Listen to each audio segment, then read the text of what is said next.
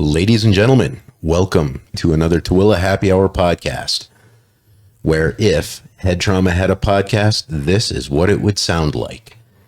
Your co-hosts, Dave Weiss and Jared Anderson. Today's guest, as we're doing our Congressional District Number 2 special, we have Bruce Hough. Bruce, well, let's start off by getting the pronunciation correct, okay? Oh, okay. My apologies. Is that how? And no, it's actually Hough, H-O-U-G-H. It's like rough and tough and enough. Oh, yeah. Okay. Bruce Hough. Okay. I stand corrected. So when you guys go looking for him, because he's the one you want to vote for, it's spelled like rough and tough. That's right. All right. That sounds good. Bruce, you want to introduce yourself? And look, I mean, my entire life, I have had to pretty much succumb to the spelling of my name when I say it. You know, it's Bruce Hough, H-O-U-G-H, like rough, tough, and enough. Yeah. You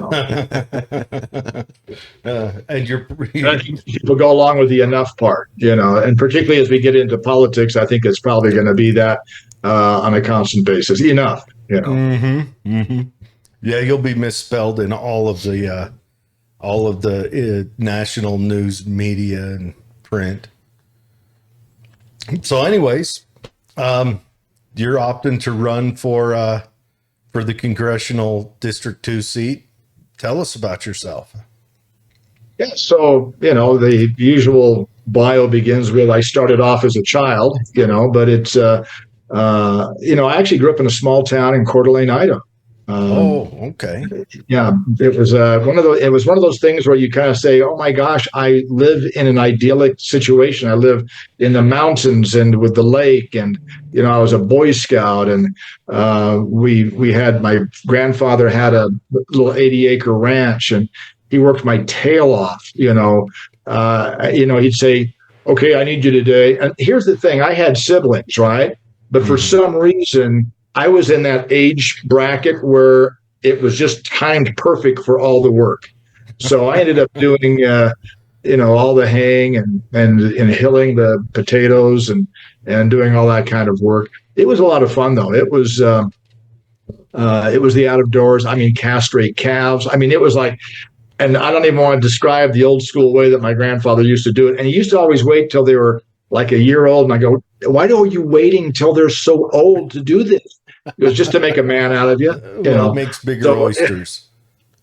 So it was fun growing up. I was a mountain biker on a Stingray mountain bike. No, it wasn't a mountain bike at all. It was a single speed. We just used to ride our bikes everywhere. It was leave in the morning and don't come back till dark kind of an environment. Modest means. I actually didn't know how modest it was until I kind of got into high school and saw the cars that other kids drove, and I realized, oh, I'm riding my bike. And when I got my '62 Volkswagen with a tune pipe and oversized tires, it was like, okay.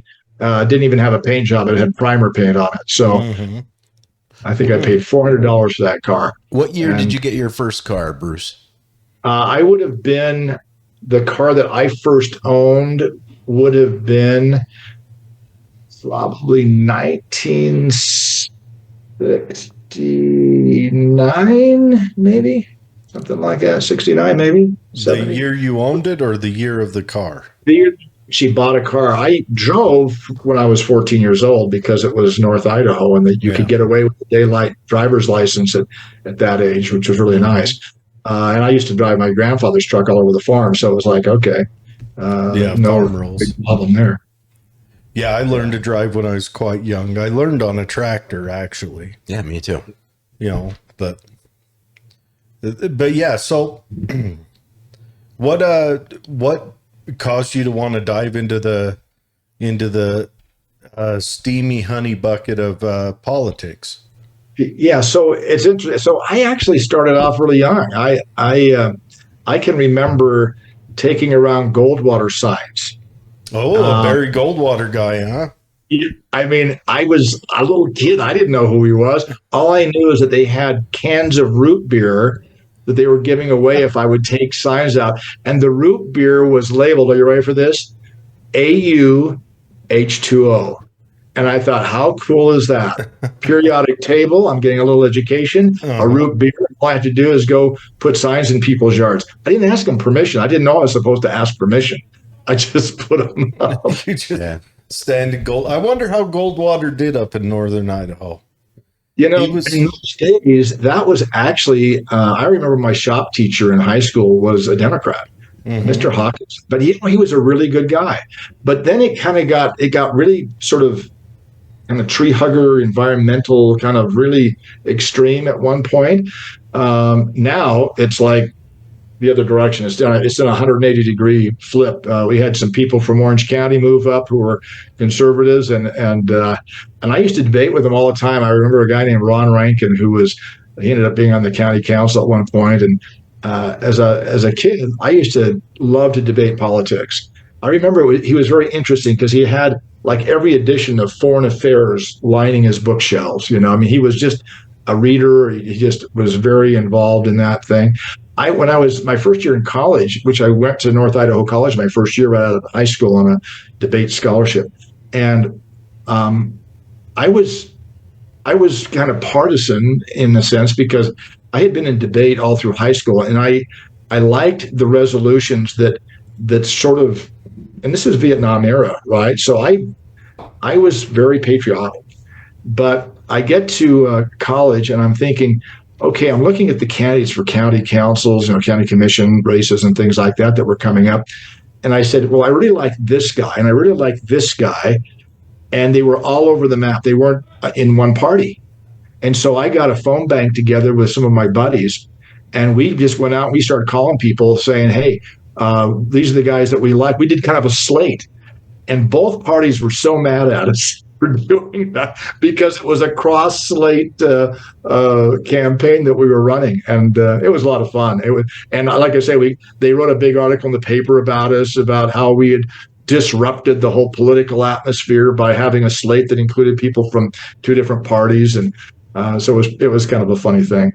But yeah, I went on a mission for the Church of Jesus Christ of Latter-day Saints in Central America right after that, and that was great. It was great because I was in Central America and I loved it. I got to learn Spanish, and I got to see how the rest of the world lives in a lot of these countries, and that was very informative for me. I mean, I lived a modest lifestyle where I grew up, but then I saw what real poverty was about. I saw what real destitution was. I saw people struggling in ways that are only imagined by many people, and that was very formative for me.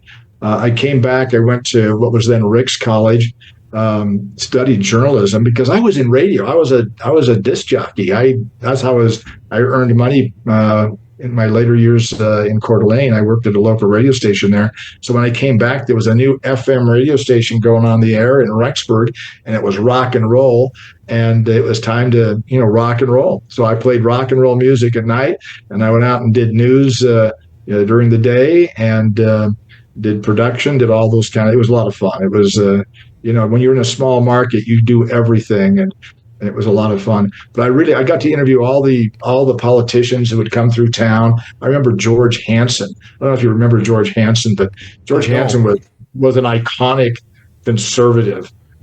James McClure, who was really a wonderful senator out of the state of Idaho. And eventually I moved to Utah, and I actually did news for KSL for a couple of years. No kidding. Yeah, so I was an editor anchor on radio there and enjoyed that very, very much. But I also got very interested I was working for a division of Bonneville International, which had the responsibility for distributing television programming. And it was live programming on tape that then got shipped off on airplanes back to other markets so that they could play them the next day. So it wasn't exactly live, but it was as close to being live as you could be, because guess what? We weren't using satellites at the time. Mm-hmm. So if you look back on my wall there, you might see there's a rocket ship, and you can't really see that well, but there's a picture of some satellites right there. Mm-hmm. I really had the opportunity. I mean, this was pure luck on my part. I was young. I didn't know any better. And I just lucked out. It was the right time at the right place. And I says, why don't we use these new fangled things called satellites to distribute our programs? And at the time, PBS had just barely put their TV network, thanks to taxpayer dollars, on the satellite. And HBO had now connected 50 small market cable systems so they could play movies to 50 cable systems. Now, in 2 years, that was 4,200 cable systems. So I got in right at the right time and was able to figure out how to use the satellites. And, it was nice because over the next 10 years, we literally pioneered every application for broadcast television using satellites. It was just a lot of fun. And it's what I call a sexy business because it was literally everything was brand new and it was the chase. It was just figuring it out. I mean, my customers included, this is my one thing I have to regret is I helped CNN get on the air. Shame on you. I was in, yeah, I know, shame on me. But let's remember back then. Who would have thought in 1980 that there was a channel that would actually prosper that did 24 hours of news? Yeah. I didn't have that vision. It makes you wonder if CNN, though, if half of their prospering was just because it was what was on in every airport, on every TV around the nation.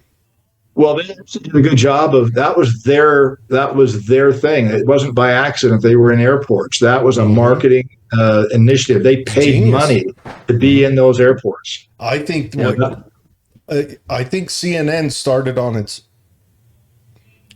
on its way out right after Fox started up. And Fox said, "Oh, we're going to do the same thing, but we're going to be conservative." Oh yeah. MSNBC is already conservative. Or is already progressive, and then CNN was supposed to walk that middle line, and then they failed at that. And yeah, they did. They failed on, but it was fun because I got to do every Major League Baseball, NBA, NHL, NCAA. March Madness was literally March Madness because I'd send my guy back to Kansas City, and literally over the weekend we'd arrange all these satellite networks just in 2 days. And it was phenomenal. So that was a career. I tell that story because it sort of was an innovative phase of my life. It was a time when it was like just inventing new ways to do things. And it became kind of a thing for me was how do I figure out how to do it differently? And after we sold that company, I became the chairman of the Republican Party, which, as you know, you don't get paid to do. It was a volunteer thing, and it's a 2-year term, and I did that for 2 years, and I was only going to do it for 2 years, and then at the time it was Governor Leavitt and Orrin Hatch, the senator was getting ready to run for re-election, and they kind of twisted my arm and said, "Do it again." Now, let me just say, I don't flatter myself to think that they thought I was the greatest chairman in the world. I don't. I just think it's the old story of I was the devil they knew versus the devil they didn't know. You were already there. They knew who I was. They knew that I wasn't going to do anything too stupid, I think. So it was like, okay, let's just get Bruce to do it again. I really didn't want to do it again because I wanted to go back and do some more work on some project. And at that time, at the end of the second term, I started another company with a partner in the nutritional supplement industry. And we sold it, went public in 98. We grew it, did a lot of acquisitions. We grew it all over the world. We sold into health food stores all around the country. And, by the time we sold it, it was, one of the largest companies in that industry that sold in that manner. And it was a nice business, really enjoyable. But we were very innovative in that business, too. We did things that had never been done in that regard, including a couple of things that are important to why I'm running. Let me give you a quick example. We were regulated by a federal agency. They decided they wanted to take a product off the market, which they have the right to do if it's unsafe and it's and by the way, I'm 100% in having, enforcement for safety, for consumer safety. That's why they're there. That's what they should be doing. They, however, took this product off using a standard that they were not legally entitled to use. They were using a standard that did not apply to our industry at all. And if they were to apply it to our industry, would come close to destroying the industry, literally. So our trade associations didn't fight them on it because they wanted to be friends with those agencies. They didn't want to offend them. Even other colleagues in the industry, they didn't do it. So we sued them. We sued the agency, and we said, look, you're improperly using this regulation. It's a regulation that you are not legislated to have. You do not have legislative authority. You cannot do this. So we took them to federal court in Salt Lake City, and we won. Then we got appealed to a very liberal court in Denver, and we lost. But we didn't really lose, because what we wanted was the judge to confine the agency of taking a product that they felt was unsafe off the market, but not to use a standard that this industry could in no way, shape, or form be regulated under. And so we actually won the war. We lost the battle in appeals, but we actually won the war. And later, I remember Orrin Hatch, who was a huge champion of the nutritional supplement industry in this state and in Congress. I mean, he was one of the leaders in Congress and helped write legislation regarding the dietary supplement industry. That he said to me, he says, I think you may have actually saved this entire industry by taking that lawsuit, because that standard would have destroyed a lot of our ability to actually do business. And it would have taken away innovation and taken away options for consumers. So this is actually one of my primary reasons for wanting to go to Washington. There's a tendency by federal agencies to legislate.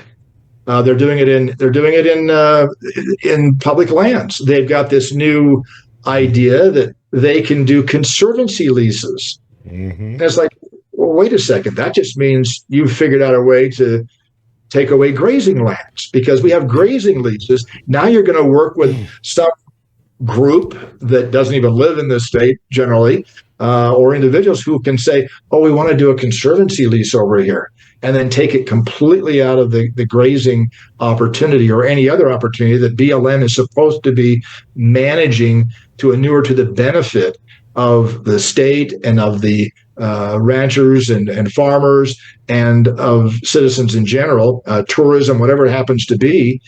And they're going to lock it up. First of all, the idea that they're going to be conservationists, what are they going to do with the land that's going to make it better? Let it just sit there? Mm-hmm. Because the reality is that ranchers and farmers are great stewards of the land. And for them to basically legislate a regulation is ridiculous. And so I've had that experience of taking on regulators. I want to go take them on from the inside over there. I want to say, look, as Congress, because here's what's happened. Congress has completely abrogated their responsibility. The Congress is the legislative branch. They're the appropriators. And when a EPA we can go down all the alphabets. We can go through the entire alphabet soup of agencies. Well, they're running amok. Let's dig in on that for a second. Yeah. We've just gone through a great big circumstance of that this year with the ATF. And how would you have, we saw what Congress did, and it looks like Biden might try to just executive branch sign what the ATF tried to do into law. But what are your thoughts on the pistol brace? Okay, so first of all, if Biden has no executive authority to do that, period, end of story, full stop. But no authority. The ATF also doesn't have the authority to do that. It has to be legislated. That is what Congress is for. And I don't happen to agree with that. I don't think it's necessary. Look, if we want to get on Second Amendment, we can do that right now too, if you want. Oh, we're always down for a second. What's that? We're always down for the Second Yeah. Amendment. Okay, look, the Heller decision is pretty clear. Scalia, I think, said it really well.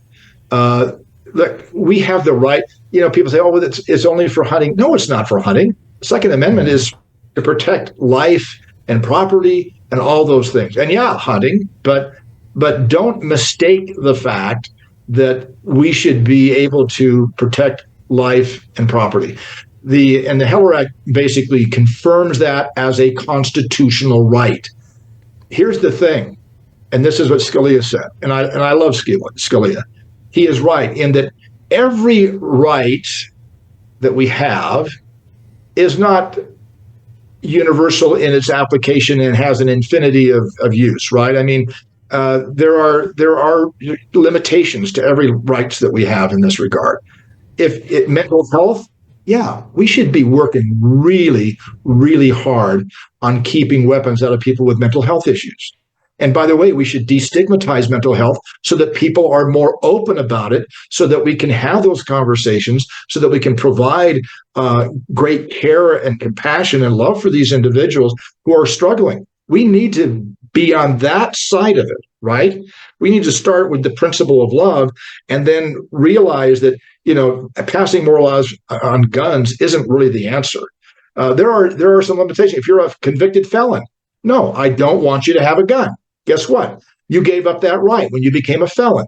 And it's just like anything else. There are certain things that even though they're a right that we have, that there are some limitations. So I follow Scalia and his thing on that. But yeah, we have the constitutional right. And these gun tragedies exist. But what nobody ever reports on are the gun heroics of people who have defended themselves and others from violence and death and other things. There are thousands of these cases around the country, and we don't ever talk about those. We only talk about the ones that are bad, and we should talk about the bad ones because the discussion really needs to be on what's the underlying cause there. Is it mental health? Is it something else? Are they people who have been influenced through social media in some way that they've become domestic terrorists? I mean, there are some of those people out there. So let's focus on helping people rather than trying to create more restrictive uses. Well, also people try to push the line to see where their freedoms end and begin. And I can think of a specific case where an individual a few years ago put a gun on a drone. And he didn't do anything bad with it. He made a YouTube video. And the government attacked him and attacked him and attacked him. And his family too. Do you, as if you were elected and if it were up to your vote as the final count, would you be okay with the peasant class to have guns on drones? I mean, would that be pushing their Second Amendment laws a little too much? I would probably suggest that he be convicted for stupidity. I mean, that's just asking. I mean, look, there are certain public places that you won't be able to take a gun in, and I don't think you should. I mean, there are places. I don't want somebody walking, into a gun, shouldering a rifle into a school. I just don't want that to happen. Actually, in Utah, we're the only state where that's legal. Yeah, we have done the constitutional carry in that regard. Well, we've been legal on college carry for forever. We were lambasted for it for a minute until they couldn't use it against us for whatever reason. We didn't have school shootings. Yeah, I don't think people should be intentionally provocative to kind of test the limits. I think that's a mistake. That's where I'm saying they should be convicted of stupid, because why be provocative about it? We have the right. We should be very careful about maintaining it. When we do things that push those limits for no reason whatsoever, just to test the system, I think what we're really doing is we're just being provocative. Well, and when we're being provocative, it creates then this mentality of we need to push back. So I don't think Yeah. I don't think Do I that guy think- was doing it for provocation. I think he was doing it to one, test a theory and make a video about it. He put uh, if I remember, it was a 9mm Glock, hung it underneath a drone. The guy had a YouTube channel that was a shooting channel, and he just did it kind of to test a theory and show that it worked. Was he testing a new delivery system for Dick's Sporting Goods or something? Like, hey, we can deliver this right to your door. No, it wasn't that he put a unfiring gun under it. He flew it up to a target and shot the target with it. Yeah, that's being provocative in my opinion. But wouldn't it be provocative of the government to test my sensitivity with the brace law? I mean, that's provocative as well. And I'm a very sensitive flower. I can tell that you have keen sensitivities. I mean, I don't The see. the government is provocative. The government does things that we absolutely should push back on. I mean, There's imagine I'm not trying to call you out, but this same verbiage would have been used by any politician in, say, 1891 when John Browning started making an automatic pistol, or God forbid, a belt-fed machine gun. which language? He's being provocative. Oh no, I'm talking about being provocative. Look at he was building armaments. He was supplying the U.S. Army. He was building things that were. I mean, those are weapons that were very important to this country's growth and development in many ways. He made the 1901. It wasn't for the military. Yeah, He made that for civilians. he civilians. I understand. He made the 1911 for the military, an improvement on the 1901 as per request, because in the Philippines they were having a hard time, dropping the jungle fighters. Yeah. But but not to get drugged down on that. I'm a forward thinker on firearms, and Browning is a personal hero of mine. I think it was a phenomenal thing. I mean, up there in Mountain Green, what a great story, and what a great contribution to this country and its history. It's phenomenal. Yeah, his father too. But okay, so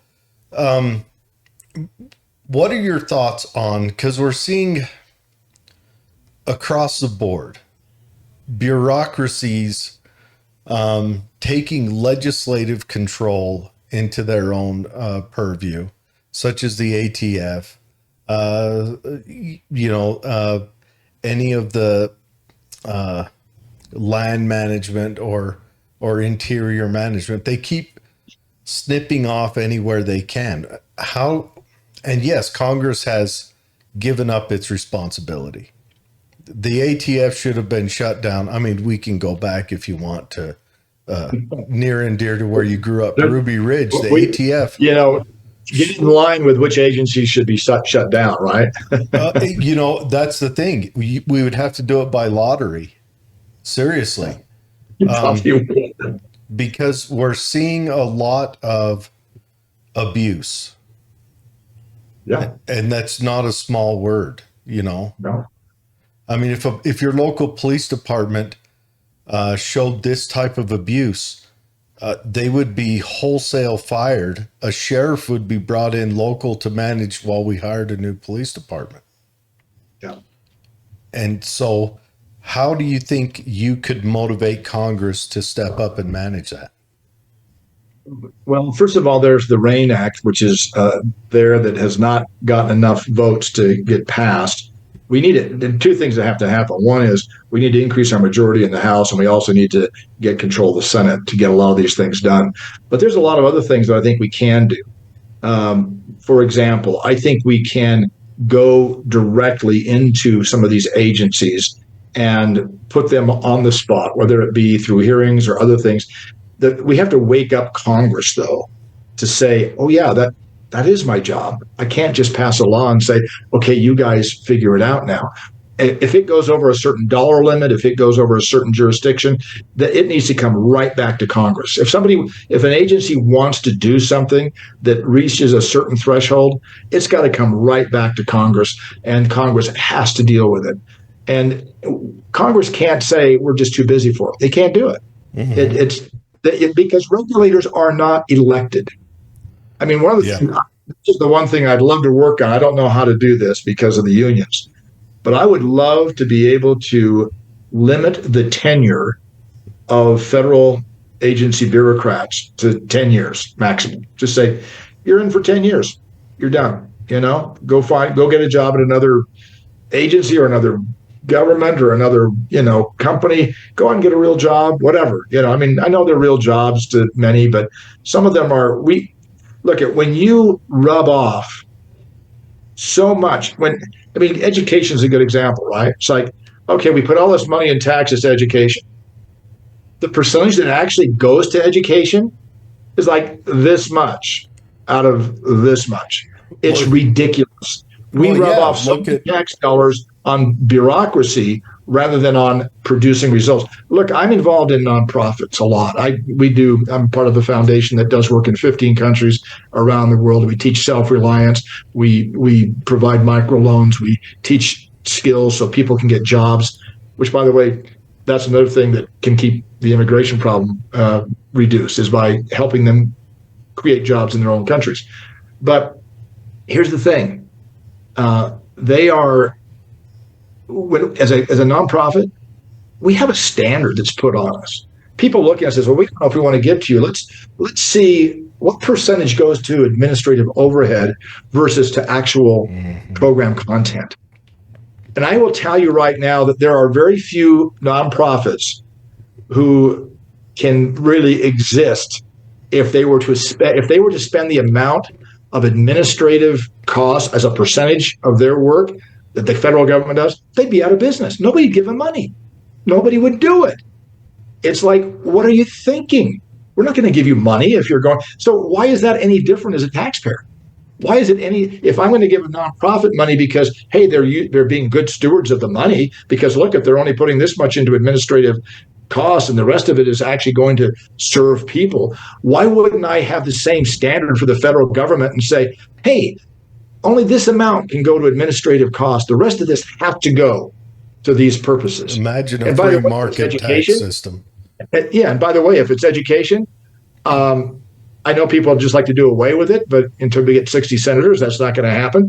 But the one thing we could do is say, look, just block grant back to the states. Just block grant. Then the administrative costs would be vastly reduced. We would have local management of those funds in our school systems and not be held hostage by a federal bureaucracy that spends way too much money trying to tell us how to educate kids that they have no idea about, because they're in Washington and we're right here on the ground. Oh, I don't think the Department of Education's in the business of educating kids. I think they're in the business of employing college graduates who got a degree which would make them unemployable at Starbucks. So they try to employ them there in the administrative section. Just my thoughts. But here's a question for you. So with the United States running on a debt-based government system now, which we are, where our taxes don't mean anything as far as the government goes, Congress's strength was in the power of the purse, in being able to retract funds from departments. And the last time that was honestly threatened was in 1992, if you remember, the last time. And it was threatened against the law enforcement branches of the United States government. And conspiracy theory moment, I think the ATF went shopping around a nation for a sexy arrest they could make, so that they could make sure that they didn't get put on the chopping block, which was Waco, Texas. And we saw how that turned out. And the Waco, Texas, March 3rd, they were due to be in a hearing to have their funding cut. And I think everyone was in line to get cut except for the CIA and the FBI. Everyone else was in line to have 50% cuts. And firmly believed by most people that the ATF went shopping so they found one in the Branch Davidians. But anyways, with us being on a debt-based economy, do you think that affects the Congress's strength in the power of the purse? Does it affect them? Well, they have affected it. That's the problem. We've got 32 trillion in debt, growing. That's what, $94,000 per person in this country. It's ridiculous. I am not going to sit here as a candidate for second district and say, hey, we're going to have a balanced budget amendment if I go back. Again, you got to have 60 senators to get that to happen. But I will say this, that there are incremental things that I think we can do. And we've got it's getting with colleagues, it's actually working across the aisle as well, and it's ratcheting back. Look, only a third of the budget is discretionary. Everything else is locked in with entitlements and with interest payments. Mm-hmm. Interest payments will soon equal our entitlement obligation. Now you think about that for a minute. Mm-hmm. If we think entitlements are a problem, which they are, mm-hmm. the fact that our interest payments are going to equal our entitlements is like out of control. Like for Social Security, it's going to equal. So it's how you're out of your mind. And so, look, as a business guy, this is not. Look, it's called accountability. Who was I accountable to as head of a company? I was accountable to my customers. I was accountable to my employees. I was accountable to my suppliers, and I was accountable to my shareholders, all the stakeholders. If I didn't do the right things in terms of moving that business forward so that it was profitable and that it was giving a return and people were employed and had benefits and we were paying our bills on time, all the things that you're accountable for, I'd have been out of a job. Congress needs to look at it that way and say, look, we have to be accountable. And part of the accountability begins with slowing the ship down. I mean, this ship is moving forward at a particular clip that is heading for the iceberg of debt that is going to just destroy this ship. If we don't get it slowed down, and I'm not even saying go backwards, I'm not even being that aggressive. I'm just saying we just need to slow it down. If we can slow it down to even 1% growth with the GDP, if we get better GDP growth, we're going to start to chip away at that, $1 trillion here, $1 trillion there, and pretty soon it's going to add up to some real dollars, right? So my view of it is look, politics is really a game of inches. People would ask me, they'd say, okay, would you have voted for the debt ceiling being raised? The answer is yes. Yeah, we didn't have a choice, honestly. Yeah, what are you going to do?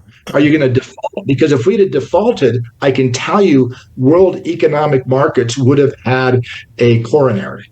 And it would have, if you think inflation and interest rates are high now, that would have been just added on top of it. But here's the point. It would have crashed the world economy. It would have crashed it. We know this, but I don't know. What is the answer that can be done? So here's the real reason I wanted. I mean, that's just a given. But here's the reason why I would have done it, and that is that we did a couple of things. One, we actually brought the president to the negotiating table when he said he wouldn't do it. Mm-hmm. Right? We actually got them to agree on a number of initiatives that we think are very important as a party and as a country. Now, so we got all these things that we wanted, but we only got this much of them, right?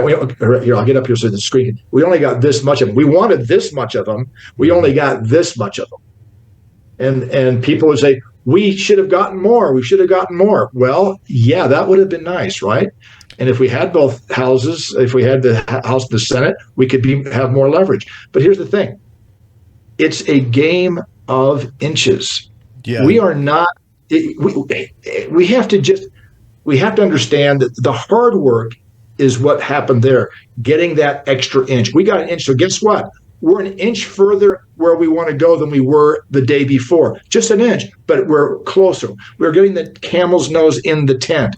And what happens is you got people back there, candidly, who just stand up and say, well, we've got to have this or nothing, this or nothing. We need to win the war every time. Well, guess what?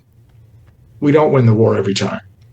We win the skirmishes, which help us win the battles, which ultimately helps us win the war. And so my view of it, again, this comes from a business perspective, you have to laser focus on the stuff you can get done.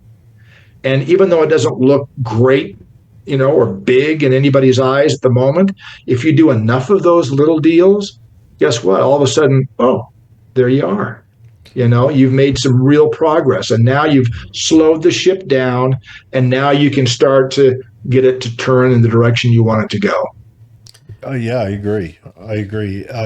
I just think that, I don't know. I think we're doomed to see a big catastrophe unless we pay attention to the 10th Amendment and send any task that doesn't need to be managed federally back to the states. Well, I'm a big 10th Amendment guy. You're talking to Mr. 10th Amendment. And by the way, most people misquote it. Most people call it states' rights. It's not states' rights. It's states' power. It's the power of the state. That's what it's all about. And we have to just remind people over and over again, the federal government is a construct of the states, not the other way around. And the states have abrogated their responsibilities. Well, now, you'll be a busy boy reminding your fellow congressman if you win. Well, it will be. And, and the other big problem that happened was, of course, the courts and the Commerce Clause, but that's a whole other podcast. That needs to be done away with. That can be managed much differently, because that's turning cartoons into pornography is what they did with that. Yeah. So I have a personal fear about all this debt stuff. I mean, somehow, some way, we as citizens are on the hook for that debt. Somehow, some way. I don't know how it'll work out and shake up, but somehow we are on the hook for that. And I do know that if the IRS says I owe more than $50,000, they take away my passport, so I can't run. Do you think that it's appropriate for the IRS to be able to take our passports? For, I would never say the IRS would be weaponized against us, but yeah, we could jump right into what happened up in Great Falls. Was it Great Falls? Montana. Great, yeah. What was that? Well, they just raided a gun shop last Friday, I think. Raided it. Went in there at 7 a.m. IRS and ATF. The IRS raided it for records, but the ATF just happened to take all the 4473s while the IRS looked through the books. Well, by the way, one of the most unbelievable things that I just have no comprehension of, because as a business person, I've had the IRS come in and audit and do some things. Why would the IRS ever need to walk into my office with a gun on their hip? Somebody tell me that. Somebody tell me, why does the IRS need to have a gun on their hip walking into my business office? I've never figured that out. To this day, it's like, when was that okay? When was that okay? I don't know. Maybe they got to follow through with that newsletter they started putting out 3 years ago, aimed at drug dealers, saying, we understand what you do is illegal, but you still have to claim what you made because we want our slice of the pie.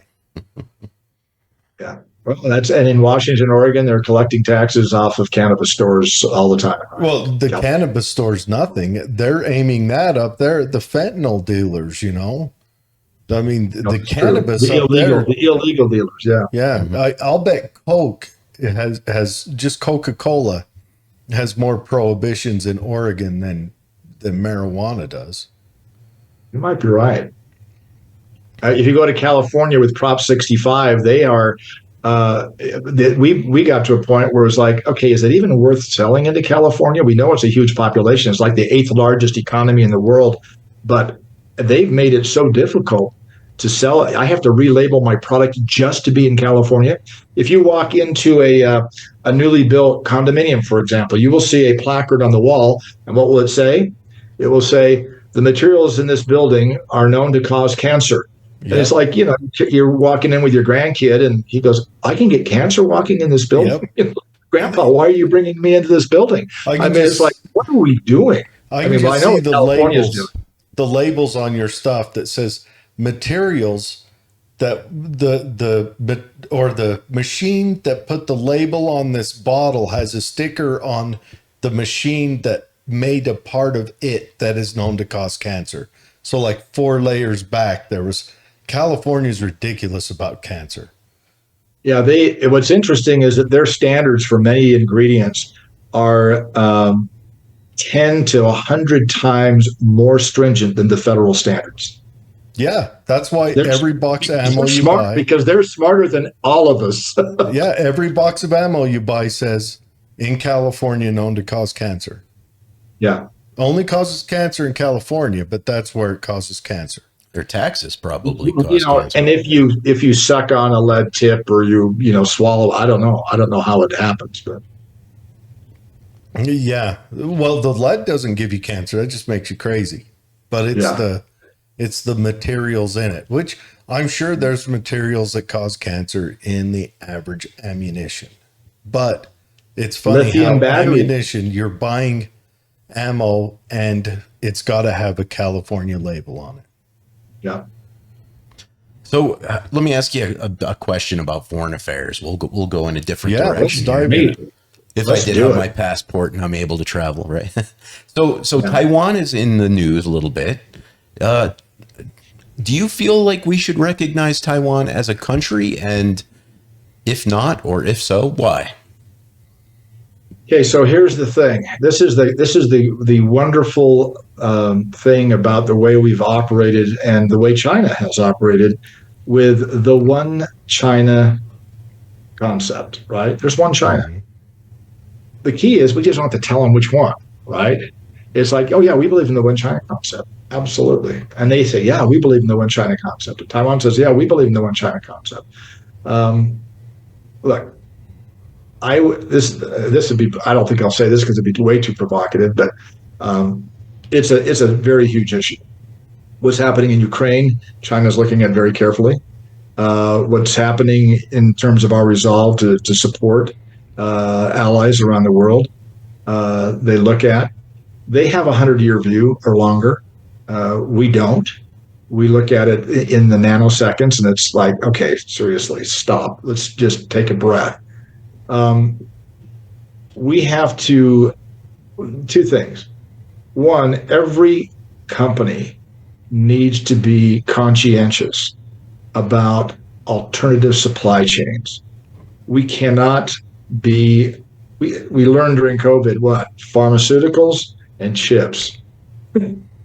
What, Larry H. Miller in Tooele had, 3,000 cars parked out there by the old racetrack, and couldn't sell them, couldn't do anything with them because they didn't have a chip. Yeah. It was crazy. We have to solve that problem. And yet on the other hand, they're a trading partner. So we sell most of our alfalfa in the state to China. Mm-hmm. And I'm okay with that because guess what? That's food. We're sending food to animals and stuff. If we're sending food, I don't mind doing that at all. But tech, we need to be careful about. And because they will basically rip off everything. They have no compunction about violating any intellectual property, period. Mm-hmm. Just doesn't happen. In my company, we had a laboratory facility in Shanghai. And we learned early on. Don't you mean China has a laboratory facility in Shanghai with your name and stuff on the business address?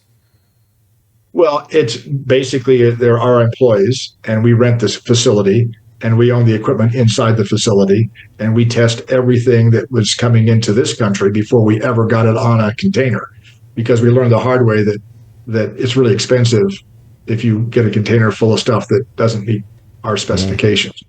So we set up that laboratory to do that. Here's the thing. The Chinese people are not our enemy. It's the regime, and Xi Jinping. I mean, he has just been, quote, reelected for another term. It is here's what actually concerns me, is that our kids today, they don't really understand what communism is.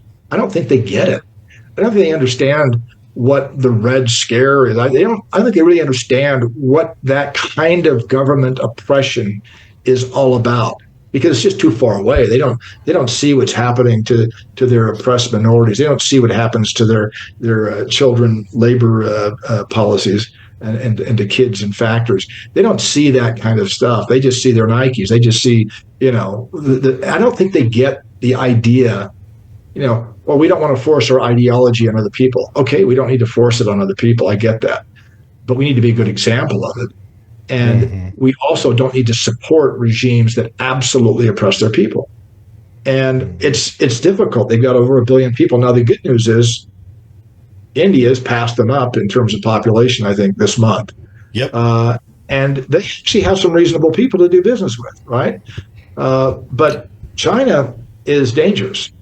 China, I mean, if you look at Taiwan, what Taiwan has done over the last number of decades to be so industrialized, to be so capable, to be so on it, that if I'm sitting over in China, there might be a little envy there. I mean, look, China, they have built some beautiful airports. I mean, they've built some beautiful transportation facilities over there that could be the global envy.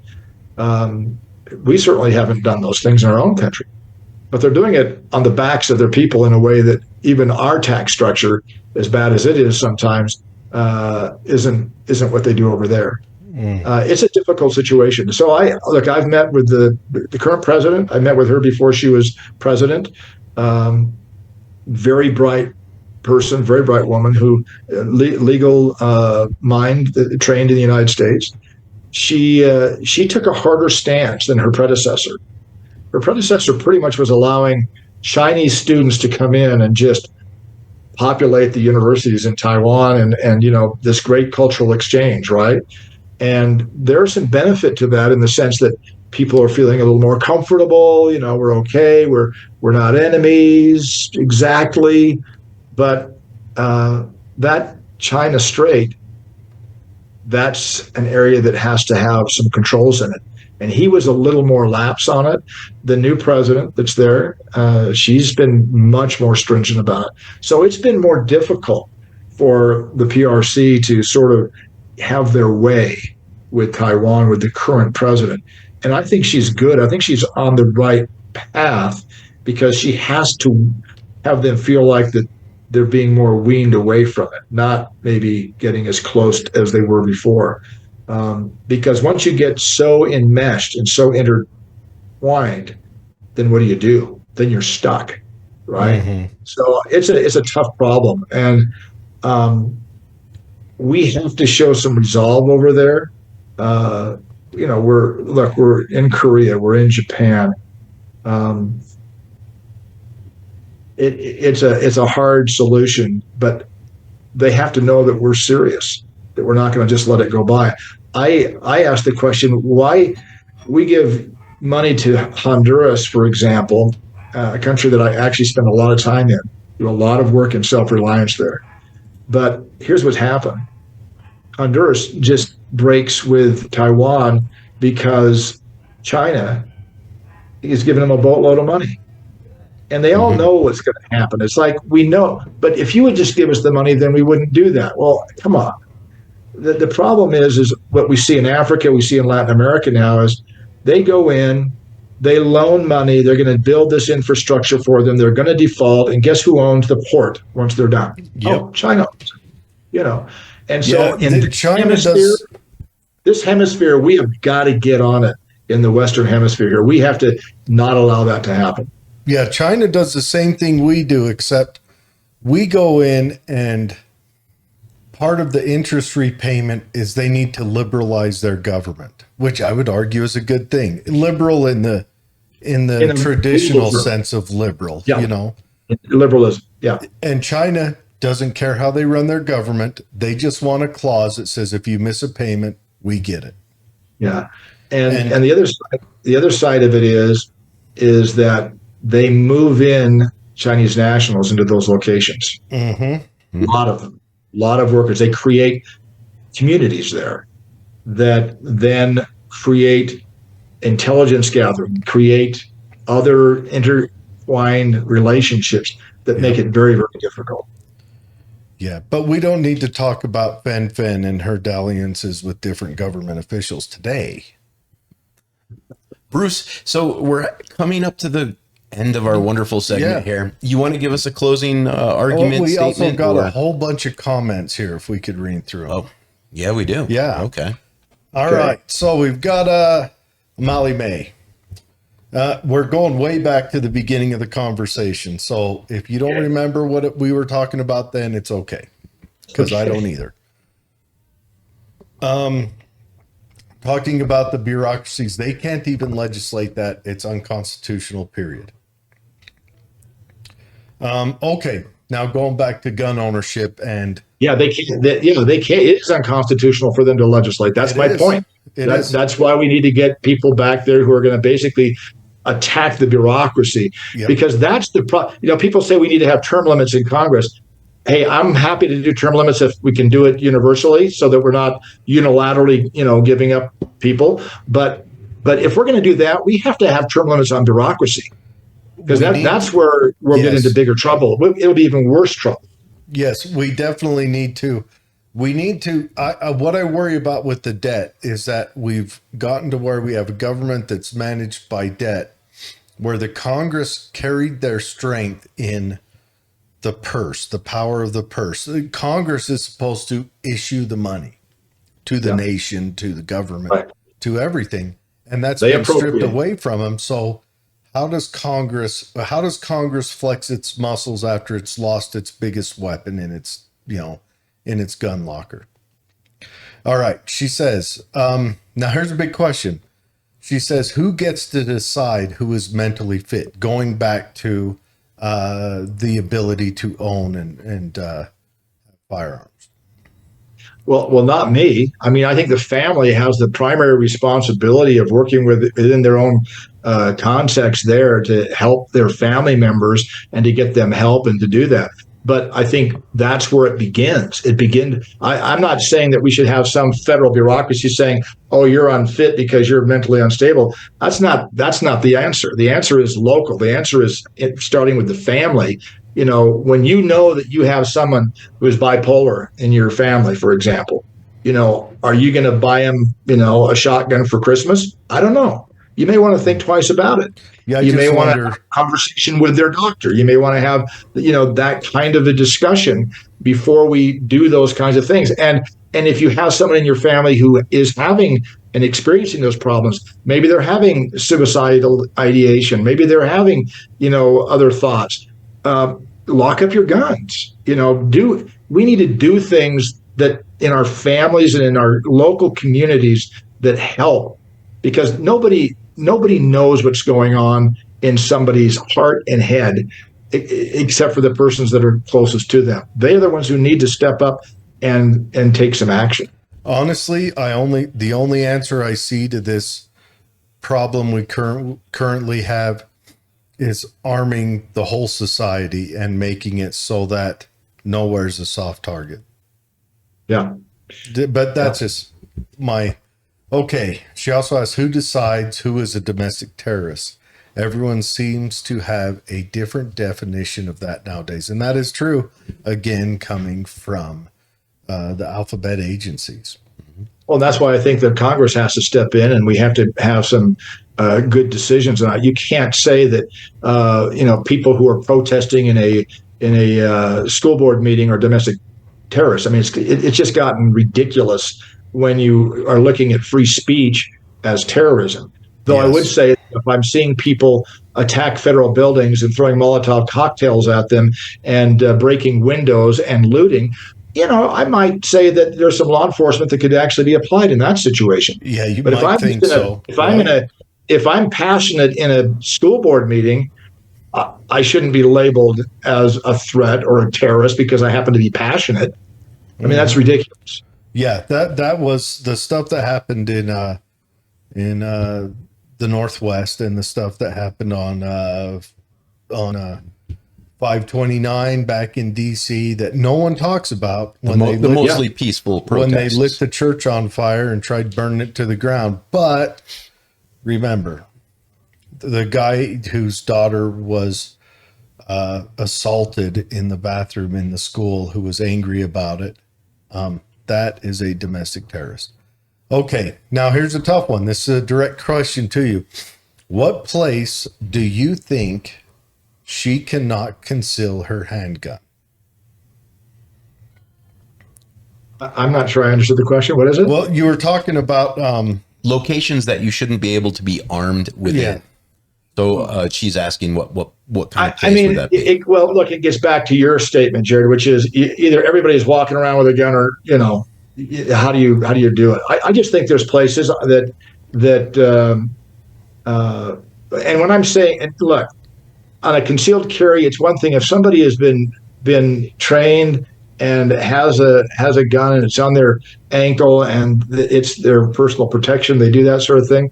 I have much less problem with that than with the provocation sometimes of carrying a rifle in plain sight that is deemed an assault rifle, and then walking into a school with it. Right? I mean, what would you do? I mean, in that situation, if I'm a teacher and I'm armed, which I'm all for, I would probably bear down on that guy, and I would be saying, "Hey, put the assault rifle down. You just came into a school." assume it's a threat. And that is one thing you've got. I think another thing about having an armed society is that would cause people to think twice about. I don't like it when people, I'm a firm believer, although due to a tragic boating accident, I no longer get to practice this right, but I'm a firm believer in people buying what is so-called an assault weapon. It is not an assault weapon, and you can't have a verb in the weapon. But in people buying black scary guns, I'm a firm believer in it. But I do not believe that those black scary guns should be used as a clothing accessory or a look how cool I am moment. That's not what they're designed for. Right. That's my point about that's where you kind of should be arrested for stupid. Not arrested literally, but you know what I'm saying. It's like don't act stupid. It's there's just certain things you shouldn't do. You're going to create a provocation. You're going to create an incident. I've seen people in other places where look.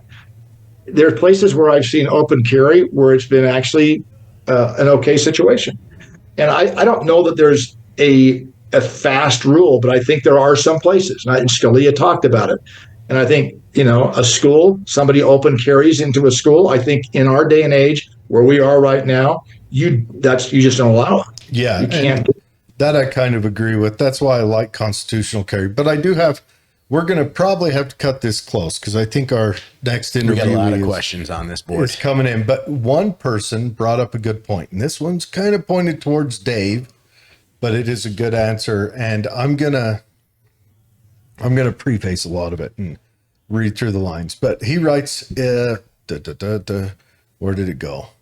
If at any time the Glock under the drone was pointed at a person with that person having knowledge of it, that is aggravated assault. Also, if you tie a Glock to the bottom of a drone and fly it away from you, you no longer have control over that weapon.